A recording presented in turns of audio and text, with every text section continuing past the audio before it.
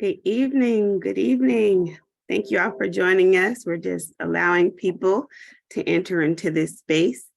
Thank you so much for coming. Thanks, We will everyone. definitely get started in a few moments as more people enjoy this digital commute in.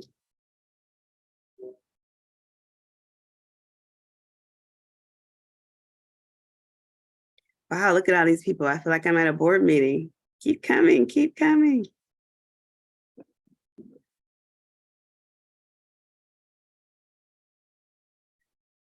Give it maybe 30 more seconds or so. The count's still going up.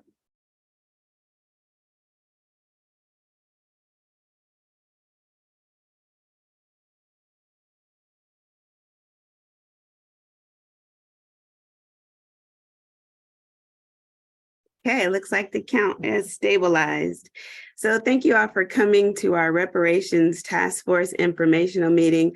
My name is Laura Babbitt, and I am the president of the Berkeley Unified School District School Board of Education.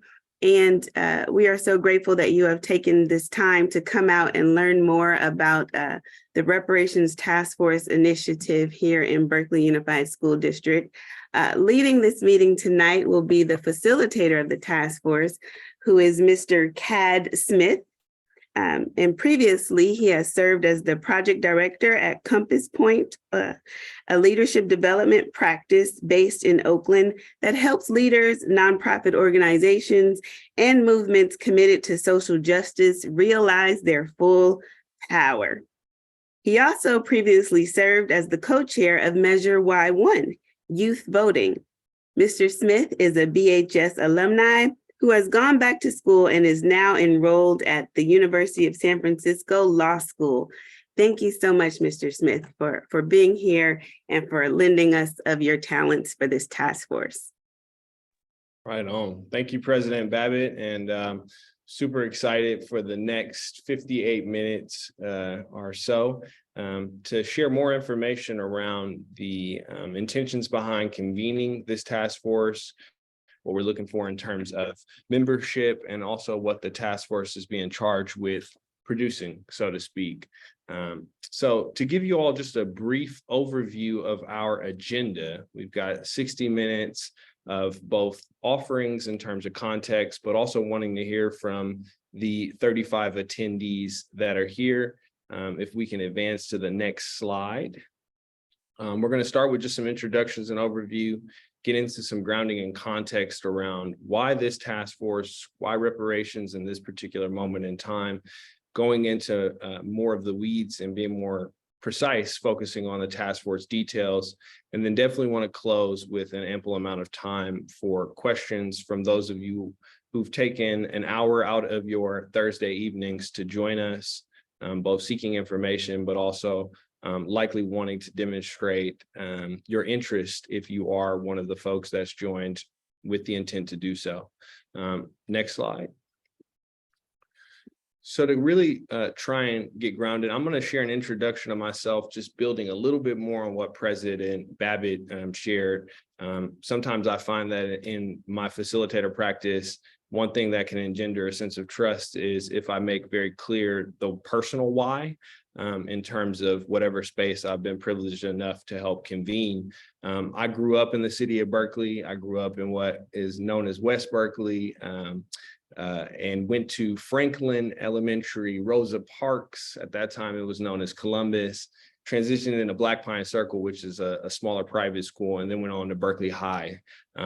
Not only having been a part of the Berkeley Unified School District as a student, I also had the chance via the leadership position I was in, via the Berkeley YMCA's youth and government position, to work with several different classes of Berkeley High students who were committed to the idea of being active participants when it comes to civic engagement and naming community challenges and opportunities and figuring out ways to galvanize community interest. So I think President Babbitt spoke up about Measure Y1 as one of the indicators of some of the student participation that I've been able to help shepherd.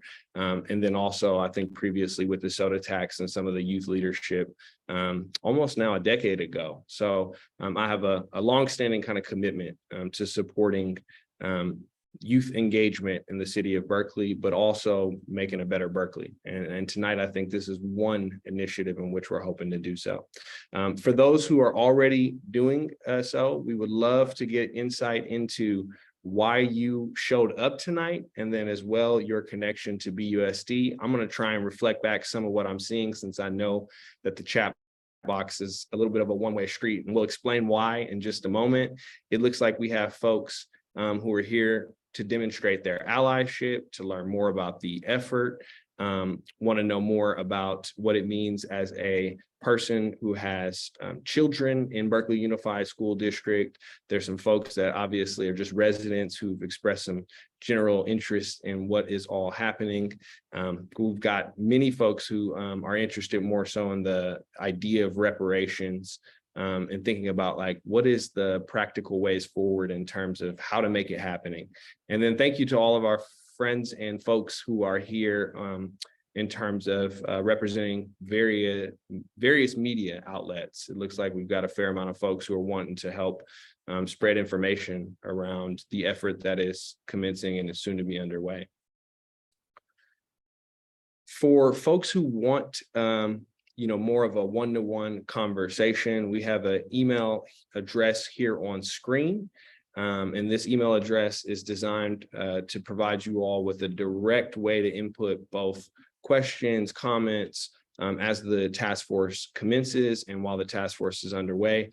So again, we'll share out this information at several points in time, but we wanted to make sure that there are appropriate channels for communication outside of just the info session that we are hosting here tonight. I think we can go ahead and advance to our next slide, and would encourage folks to continue to contribute to the prompt that's on screen, the reason you showed up and your connection. In just a moment, you're going to see a form dropped into chat.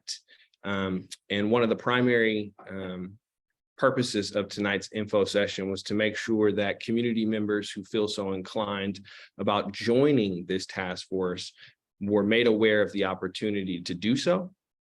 And we would love for those of y'all who after the conversation today are already know that you want to be a part of this effort, to click the link that is in the chat box that I think we just had shared, and to fill it out.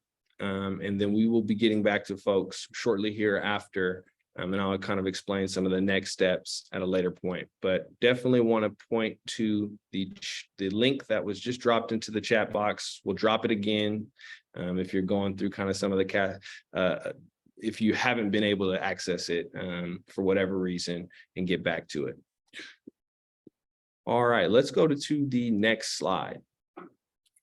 So it feels important to start with just some grounding and context in terms of why reparations in this moment in time, and to really understand why the Berkeley Unified School District's board has taken it upon itself to respond to community interest and to engage in the commencement of this task force with the level of legitimacy that it has. I want to start first and foremost by shouting out Ta-Nehisi Coates, which the quote on screen comes from, and I'll read: "The crime with which reparations activists charge the country implicates more than just a few towns or corporations. The crime indicts the American people themselves at every level and in nearly every configuration." So I share that in so much as just in the sense of when this effort has been commenced in the city of Berkeley and some of the surrounding efforts, which we'll talk about in just a moment, in other local cities at the statewide level, and when the conversation has been had nationally, reparations activists are offering that there is a certain level of atonement for both the enslavement of people here in the United States, as well as the vestiges of slavery. Those vestiges of slavery have sometimes looked like Reconstruction and all of the ways in which that failed to the descendants of slavery, Jim Crow segregation, redlining, environmental racism, inaccessibility to healthy outcomes when we're thinking about public health, amongst a much longer and more exhaustive list that we won't go down in its entirety today. But the point here that I really want to stress is that by taking on this challenge within the city of Berkeley, specifically through the context of the Berkeley Unified School District, it should not preclude the possibility of other political endeavors in which we think about reparations in a very serious and concerted way. I think we all know, or for the most part, many of us know that the city of Berkeley has had somewhat of a kind of pioneering political spirit that has kept us committed to our city and kept us inspired by both those who are in elected roles, whether that be via Berkeley Unified School District or even on the city council, but also by those who are community activists and actively pushing for change. Some of this is evidenced by what we've seen, back in the late 60s, where the city of Berkeley and Berkeley Unified School District voluntarily became one of the first major school districts to desegregate its schools. So critical steps like that in the past have provided us with a roadmap, as well as with others for a roadmap in terms of what it looks like to seek justice. And we still know all too well that some of the equitable outcomes in which African-American students and the descendants of slaves deserve have not necessarily followed in a one-to-one sum. So the intention behind grounding in a moment where we think about reparations within the context of Berkeley Unified School District, I think builds on our progressive history, but also allows for us to continue that progressive energy as we move forward. I'm going to invite us to go to the next slide.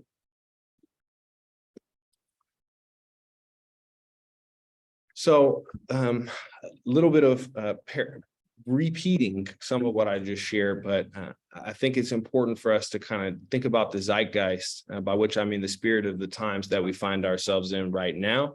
I think many folks who are here are acutely aware of the fact that Governor Newsom and the state of California has taken a serious kind of inquiry into thinking about reparations at the statewide level.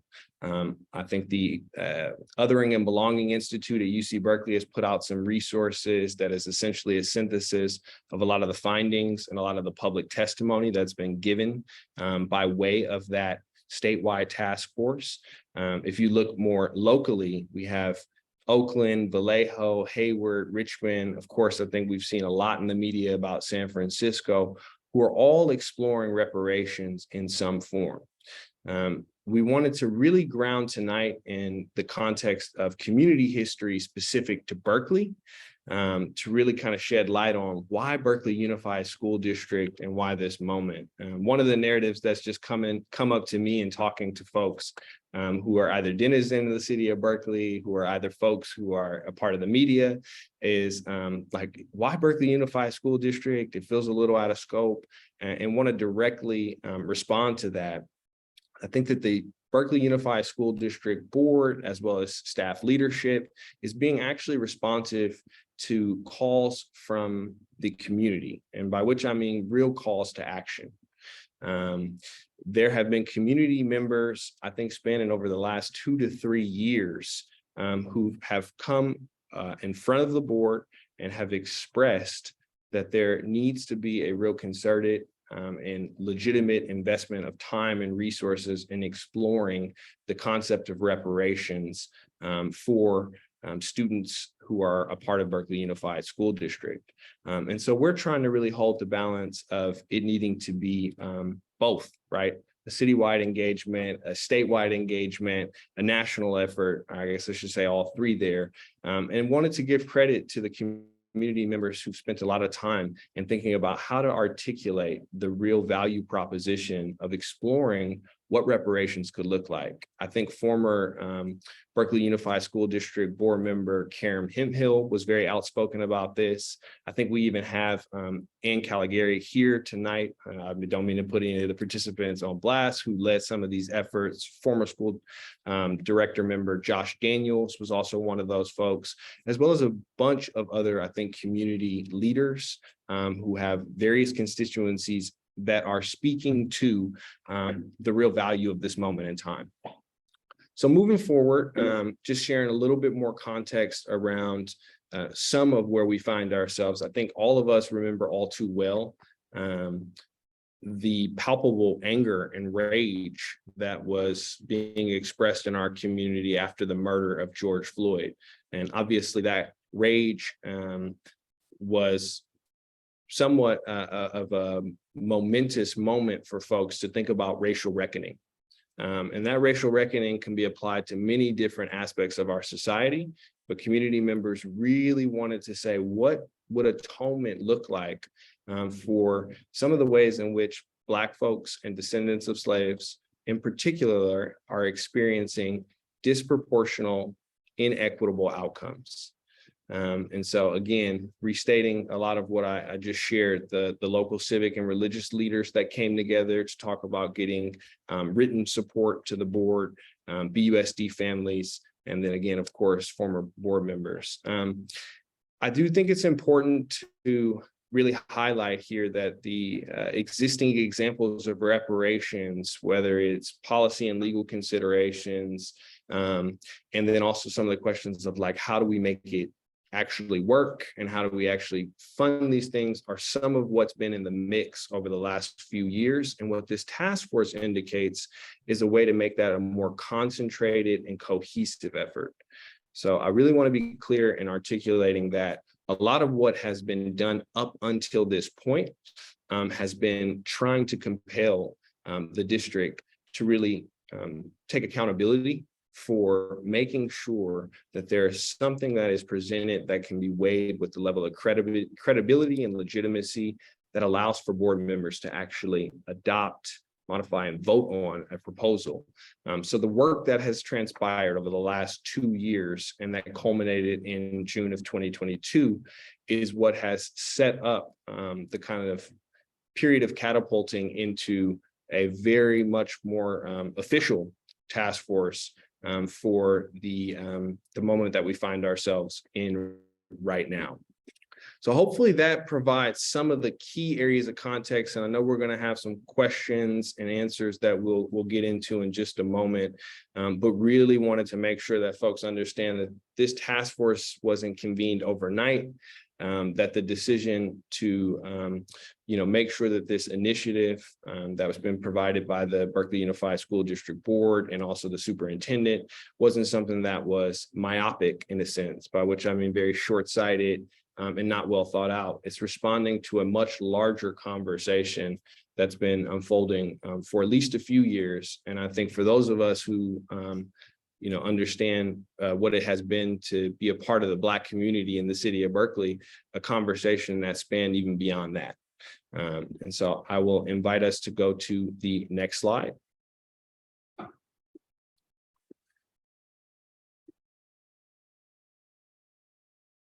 All right, so we also wanted to provide you all with some examples of various initiatives across the country that point to reparations considerations being actively explored and in some instances actually being committed to. So when we think about Evanston, Illinois, they passed what I would call a historic initiative to provide, I think, up to $25,000 in housing supports to individuals who were the descendants of slavery, and specifically tying it to some of what had happened in that respective community around discriminatory housing laws and practices during redlining and over the span of the 20th century.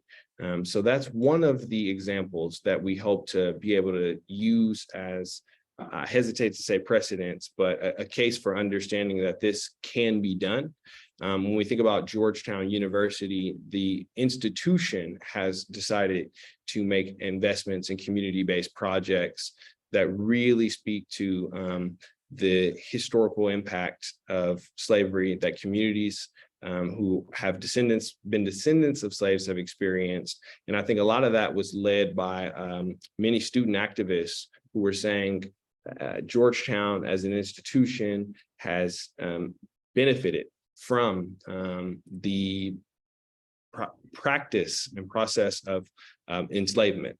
And now what is our commitment to atoning for that? I think at a not so far ago board meeting, we had a community member, Adina, speak to the United States government's cash payments to survivor of the World War II internment camps, specifically for Japanese Americans. That's another example or instance in which a conversation around reparations has occurred with the legitimacy that we think it deserves, and that we also think we can leverage in terms of talking about what that might look like within the city of Berkeley, specifically through the Berkeley Unified School District. I'll pause there and ask us to get ready to go to the next slide.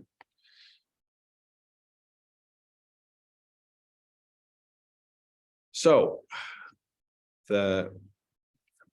perhaps the moment of truth in terms of why this task force and what this task force can do. The task force, again, is not a novel idea, and it actually mirrors, I think, a lot of what we are seeing across different municipalities at the state level, getting together a group of people who have a mutual investment in thinking deeply about what reparations could look like within the city in which we all love and want to see take some groundbreaking initiative in this area. So some of the questions that we're really hoping to explore is like a fundamental question: how can Berkeley Unified School District pay for reparations? So that being one of the primary areas of inquiry that we hope members of the task force are excited and enthusiastic about being a part of. The question of true reparations, what does that look like? And I think for folks who've explored the reparations conversation, there are multiple models in which reparations has been offered. True reparations really being around cash resources that are extended to folks in the eligible pool. What does that look like? And how might we provide a workable model for that within the context of Berkeley Unified School District? And parroting on that, what would it look like and what would it take to actually implement a program where we're exploring true reparations as a very real possibility? So these are some of the three primary considerations of the task force. And it's no, simple and are short order, so to speak.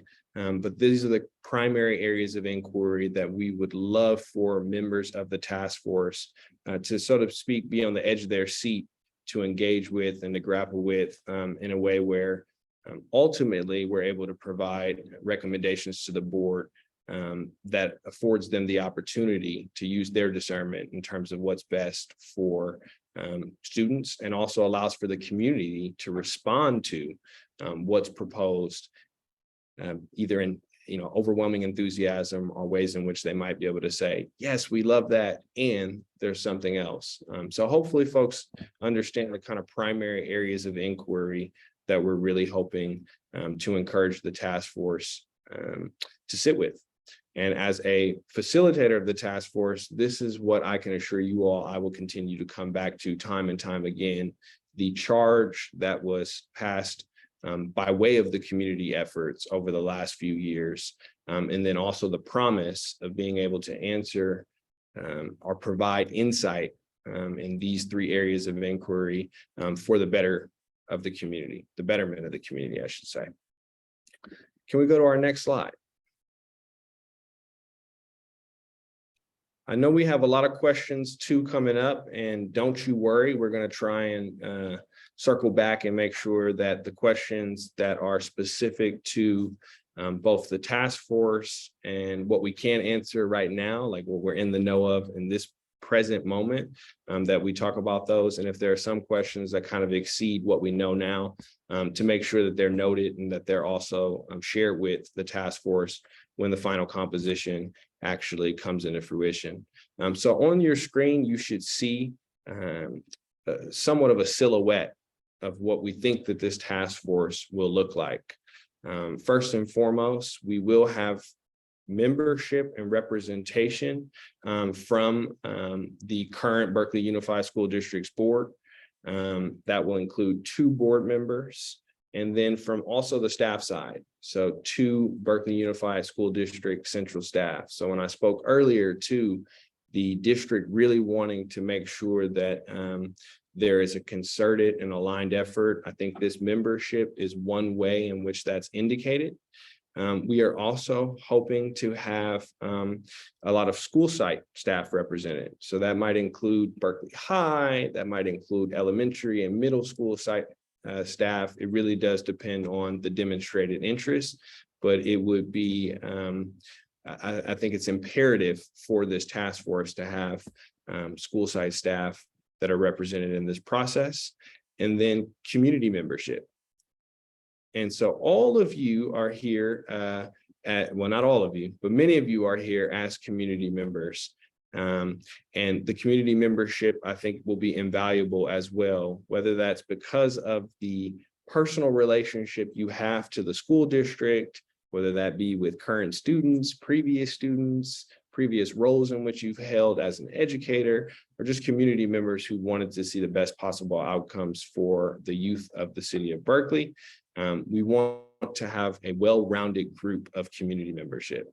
So it's not lost upon us in thinking about how we've gotten to this point. The more well-rounded the group, the more of a vast array of perspectives that we can have represented in this task force, I think the better off we'll be in being able to provide something that actually excites and engenders a sense of confidence from a very diverse community in the city of Berkeley.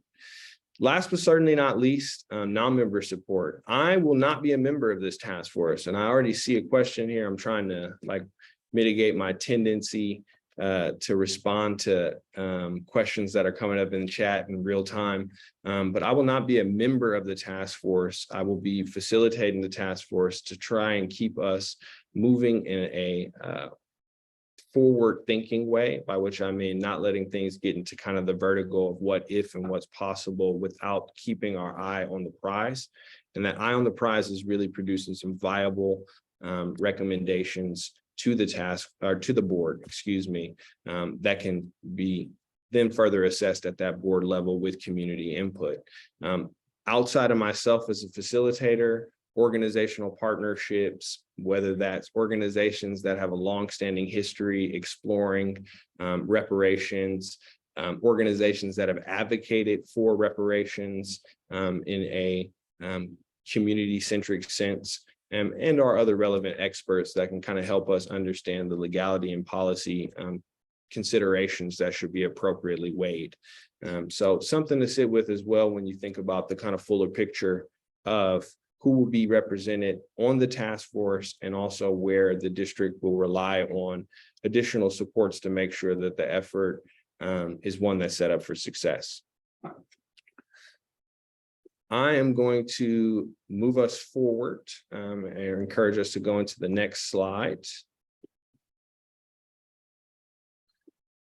Just in terms of some of the basic expectations, hoping to have at least 7 meetings that are in person throughout this calendar year of 2023.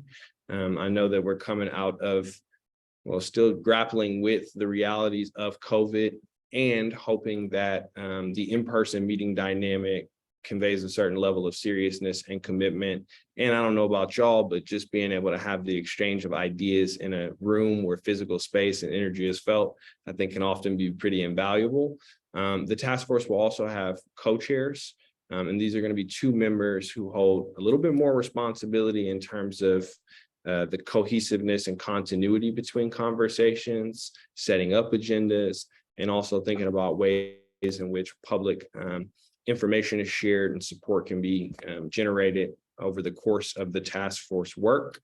And last but certainly not least, I think I've referenced this, it's all outcomes focused. So really being able to think about what should a set of viable recommendations look like that can go before the board and that can be reacted to at that board level, but also by the community.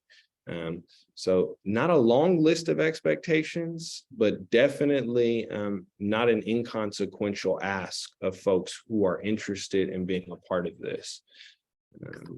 I think we will go forward to the next slide. And this next slide is mostly just for folks who are here right now, who are thinking like, wow, I'm already very interested. And what does this meeting schedule look like? I think what's not pictured on the screen is we're talking roughly right now about meetings that would be about 3 hours long. These meetings would more than likely, if not always, be held in the evenings. I think for folks who are working, for folks who have obligations throughout the day, whether that's work or non-work related, trying to make it as accessible as possible in the evenings. Not too late to where you can't get home and get some rest and enjoy time with your family, but looking sometime into 3 hours in the early evening during these dates. Again, I think these are tentative meetings. So for folks who, again, have a very serious interest to try and take a screenshot or to look at the interest form and make sure that you don't already have a significant amount of competing commitments. And seeing a lot of questions coming up, so really appreciating the enthusiasm. In just a moment, I think we're going to go into some Q&A, and I would love to just circle back to that interest form. So if you can advance us to the next slide. Again, we're going to drop this in chat. We've shared some of the most essential context around what's expected of the task force, who will hopefully comprise the task force, why a task force in this particular moment in time. And now we're really asking you all to, for those who are here and who are interested, to click that link to make sure that you are able to share your information and demonstrate your interest, as well as to forward it to other folks in the community. So if you're not the person who you think should be on this task force in this particular moment in time, that is totally fine. But if you are hoping to be able to spread the word and to be able to share with other, relevant community members or folks that you think would be ideal candidates based on what we've expressed today, then please do share the word. We're hoping to have this task force decision wrapped up, by mid-April, so that that April 24th kind of launching meeting is still something we're able to hold pretty tightly. So please keep that in mind as you assess your own interest and share it with other community members. So I think we have a fair amount of questions here, and I want to invite in folks to offer up more. I'm going to try and do my best, and we'll invite also President Babbitt to jump back on screen as needed. Thank you. I think a couple of the questions that have come up, I'll try and do my best to address some of the ones that feel like low-hanging fruit that I can answer pretty quickly. Mr. Smith, before we move that, I just want to thank you for this wonderful presentation thus far. I also want to acknowledge that Director Brown has entered the space. And we also have our superintendent here with us this evening. So we have quite a few people we can pick from to help join in as needed, but we're confident you got this. But thank you. Right on. Thank you all for being here. And thank you, Director Brown, for being here in particular, as well as our superintendent. Yeah, one of the questions that came up in terms of Mr. Smith, aka me, that's weird to speak about myself in the third person, contractual relationship with BUSD as the task force facilitator. I am doing this on a voluntary basis, so I would hope that that can be communicated clearly. There's no financial incentive. It's mostly because my grandmother, Dorothy Marie Smith, raised me on Channing Way and Browning as a Black woman who came to the city of Berkeley migrating from the Jim Crow South and experienced what I would call a very a very heavy transition and going from the Jim Crow South to experiencing kind of nuanced racism as a Black woman. I sometimes call that misogynoir. So pretty much everything I do in my professional career can be deduced to my grandmother's legacy. And I know that my grandmother would have wanted reparations to be seriously considered within the city of Berkeley, whether that was for just young folks or just Black folks in general who live within our neighborhood, which is not as Black as it once was. Nonetheless, that is one of the motivations that I really wanted to share with folks from a personal space. And that question, to whomever asked it, thank you for asking it so that it's very clear why I'm choosing to support this effort. There's a couple of other questions that I think are more technical. Will this recording be shared?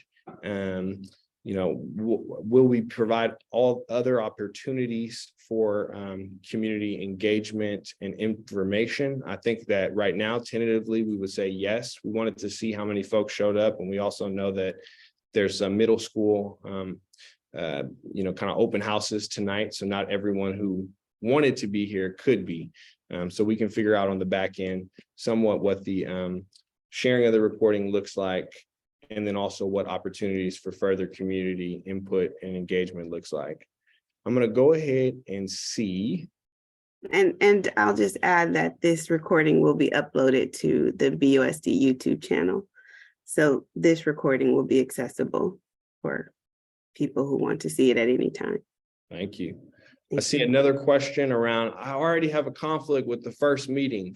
That was something we anticipated. So if you already have a conflict, please do still fill out the interest form and just try and note it for us, because some of these dates I think may or may not need to be flexible. We don't want one meeting to be the thing that is an inhibitor or an obstruction from somebody who otherwise would be able to attend all of the other meetings. If you feel that you're going to have recurring conflicts from that window of 6 to 9 on any of the dates that we've offered, then it might be best to do a little bit of introspection and say, is this the best time for me to join this effort in particular? Let's see, other questions.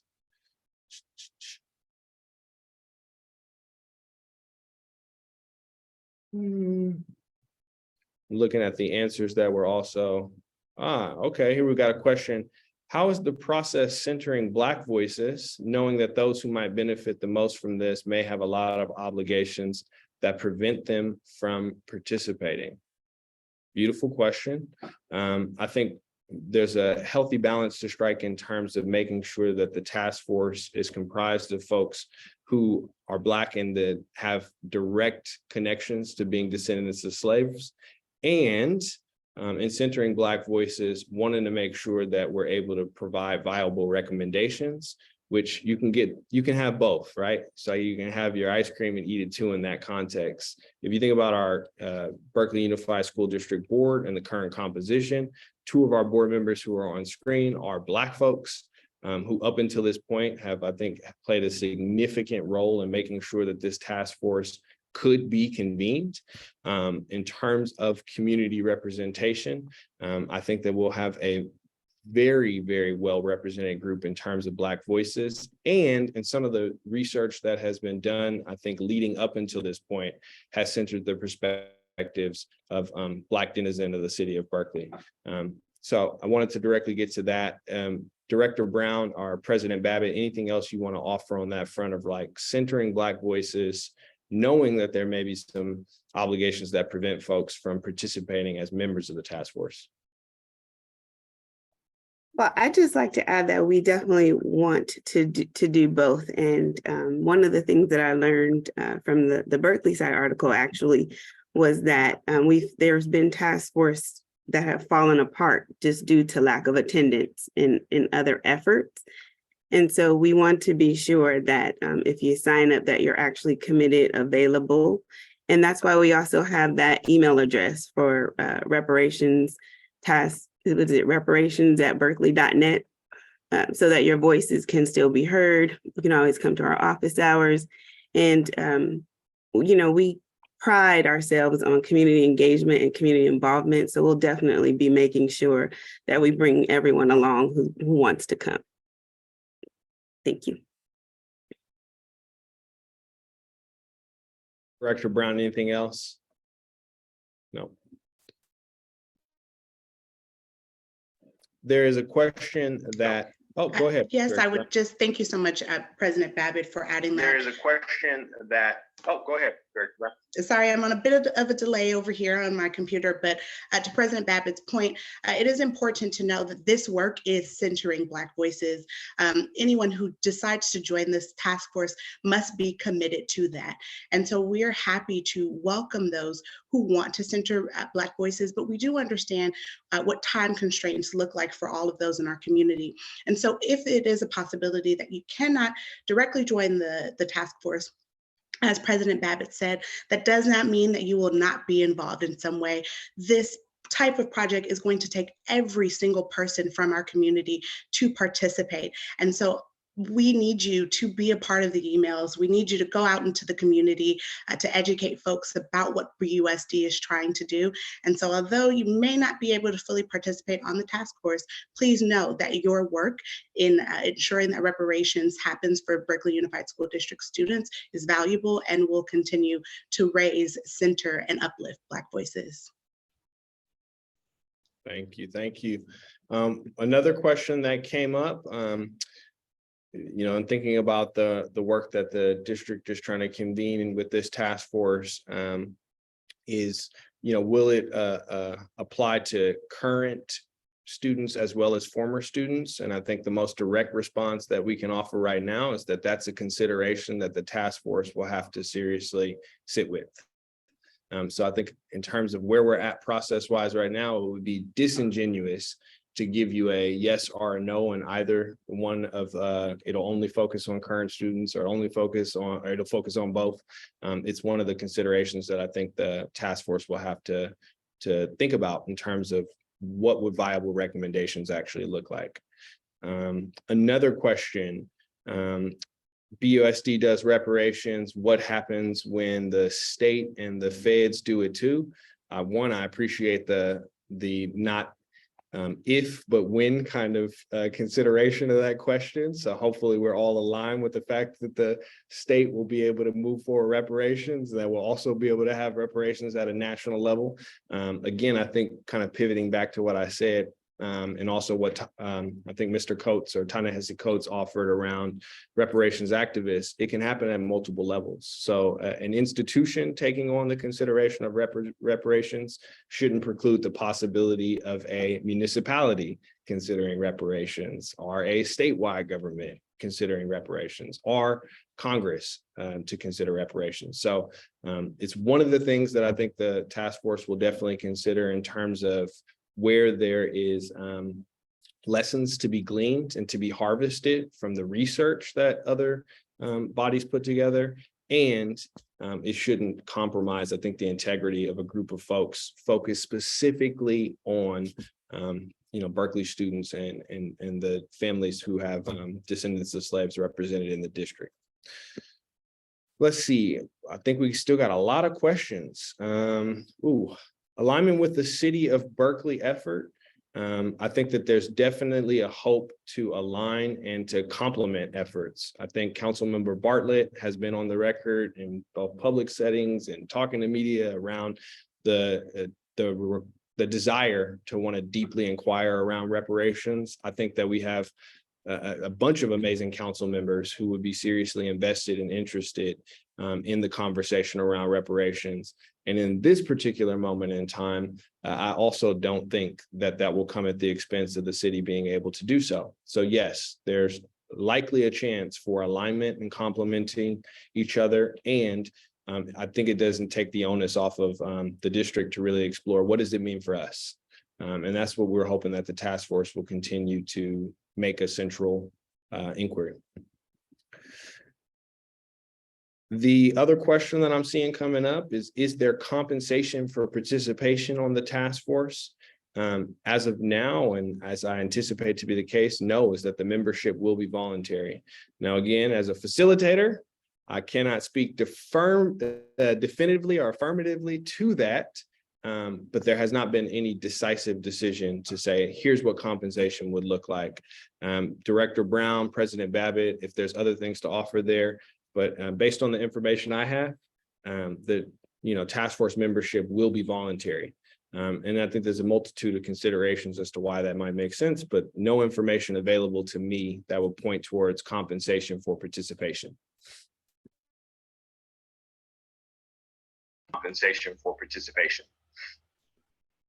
I think you answered that perfectly, Mr. Smith. As with any task force or any committee or board that we have within Berkeley Unified School District, it is on a voluntary basis, but your payment will be the love, the hard work, and the diligence that you do in service to students. And so we thank you and appreciate you in advance for that.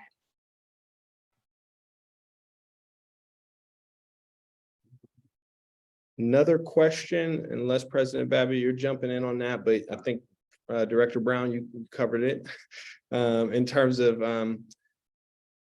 one person lifting up, what was the thinking of inviting in parents? And I think I would go as far as to say parents, guardians, folks who are supporting students have invaluable perspective in terms of what the district can do in this particular moment around reparations. I think that parents and guardians are absolutely a core part of the community that continues to push the district to move towards excellence and everything that it's doing in terms of providing the right type of educational experiences for our students.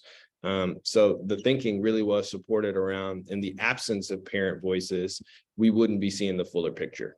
And I think, I'm sad to hear you were surprised, to whomever asked that question, but also appreciate the folks who are representing kind of parents and guardians in this particular moment and are eager to be a part of this process from that particular vantage point. I hope that sufficiently answers why the invitation to parents as a part of the community members feels absolutely necessary to get the right composition. And so there's another question that came up around why not allow attendees to speak, which is a good question.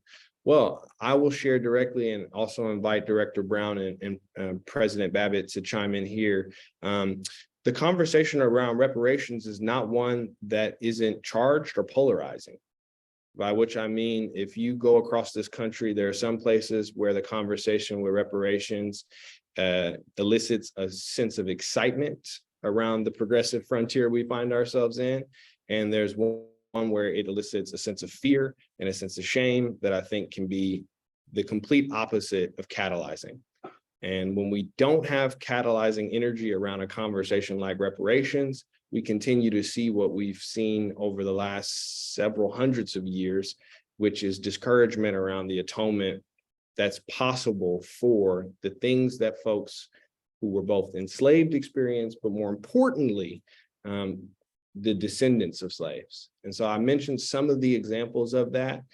This is not a problem of the past. I really want to encourage folks to think about that. The vestiges of slavery are felt in a very actual and sincere way by Black folks in this country, but in this city alone.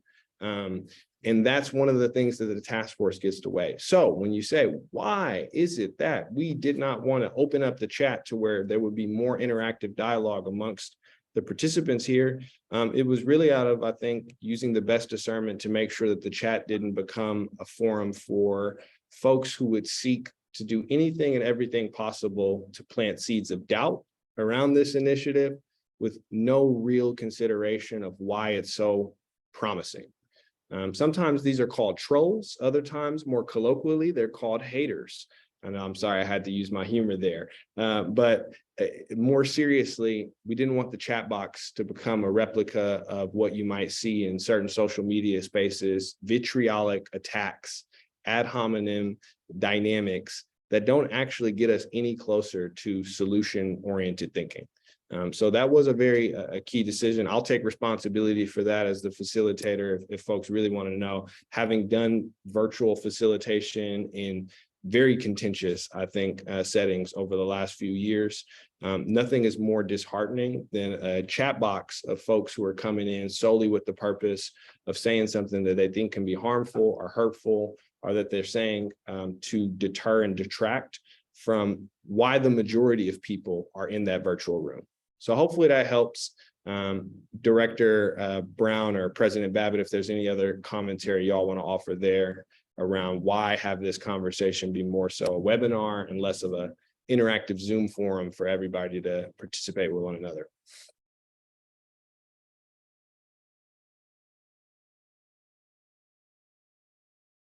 No, I think you're letting everyone know why we're comfortable and excited to have you as our facilitator. Thank you so much. Right on.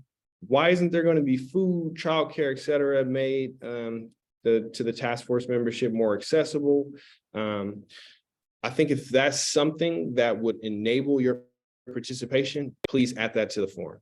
So again, speaking from a place of I and my own personal politics, if childcare and food needs, if those are the things that are coming up as inhibitors or obstructions, definitely want to take an equitable approach to providing accommodations so that folks can participate fully.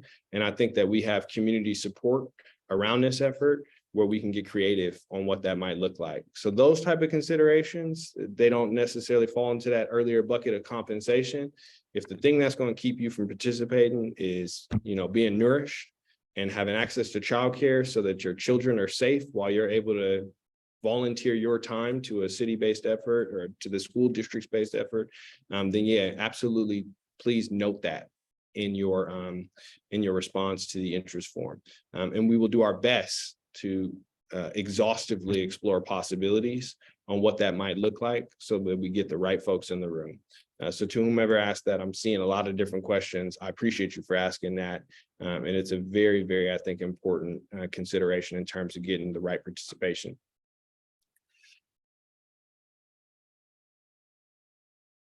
Another question in terms of a solution for uplifting Black voices that can't participate. I think Director Brown talked about this to an extent around the prerogative and centering Black voices. I also, as the facilitator, will be working to make sure that what's happening at the task force isn't happening in a vacuum. So I think I tried to stress this earlier. There's, making sure that the meetings unfold in a productive and in a efficient manner. But then there's also making sure that what happens in between these task force meetings don't just feel like they are completely inaccessible and happening in some mysterious, opaque way. And that's where I think task force members, as well as myself as a facilitator, can get creative around soliciting and bringing in voices of community members who can't quite make the commitment to being on the task force, but absolutely have amazing ideas or want to get feedback when it becomes relevant to do so. So thank you for the folks who asked that. I think we're going to get ready to wrap up, knowing that we are almost at time. I want to give a chance to Director Brown and President Babbitt to just close out with any few last words, and then I'll close out with kind of a minor additional details. But yeah, I think we're going to move towards wrapping up. And President Babbitt, Director Brown, are there offerings that you all want to share as we come to a close? I will defer to Director Brown. I've had opening remarks in the beginning, so I'd love to give this space for you. Thank you so much, President Babbitt. I am so incredibly excited that you all joined us today for this conversation. So thank you all for coming out to learn more about Berkeley Unified School District's Reparations Task Force. It's an honor, of course, CAD, to have you here and to facilitate this incredible informational session that hopefully answered many of the questions that you all had tonight. This is both, in my opinion, a pivotal and an exciting moment for Berkeley Unified School District that is shared with supporters throughout the city, throughout the Bay Area, throughout our state, and nationally. And so many folks have raised the question of why Berkeley and why now? And my response to that will stay the same. Why not Berkeley and why not now? Berkeley is the mecca of many movements, from disability rights, civil rights, to the free speech movement. And we all know that Berkeley Unified School District was the first school district to desegregate without a court order. And so Berkeley is uniquely positioned and poised for a time such as this. And to answer that question again, if not us, then who? And if not now, then when?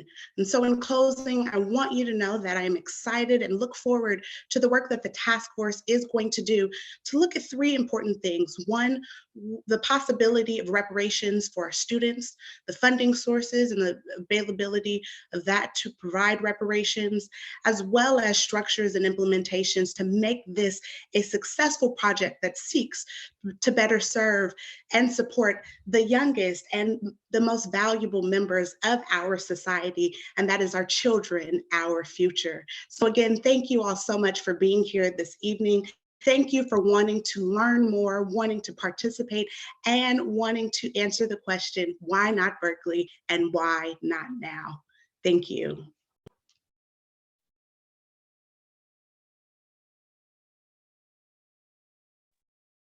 I think President Babbitt is foregoing to say anything. It sounds like Director Brown, you covered the bases for us and appreciate that. Last but certainly not least, in terms of next steps and where we're going from here. So I think Josh will, our host, will advance us in terms of the next slide. There's an email that you all can check out in terms of wanting additional information. Please do utilize that. I will be monitoring inquiries along with some various other folks who are trying to make sure that we're as responsive as possible. Additionally, if you've signed up for the form that has been shared a couple of times, please know that we're going to try and get back to folks, I think within 1 to 2 weeks after next week's spring break. So I think next week, folks are on spring break, out of school. Shortly thereafter, within a week or two, we'll be getting back to folks to let you know kind of what the thinking is looking like in terms of the interest that we gathered and also what the right composition can look like. With that being said, I don't want to hold y'all for any more time than we already have, and really appreciate folks for showing up tonight. Please stay tuned for more information, and also just complete and utter gratitude for you taking the time to learn about the task force, as well as taking the time to consider what it is that you might do to make sure that this effort is successful. With that being said, I hope that everyone has a remainder of your evening, and look forward to embarking on this particular initiative's journey with you all as community members and folks who want to support in mind. So take care, everybody, and have a lovely remainder of your Thursday. Thank you. Thank you all so much. Good night. Bye, y'all.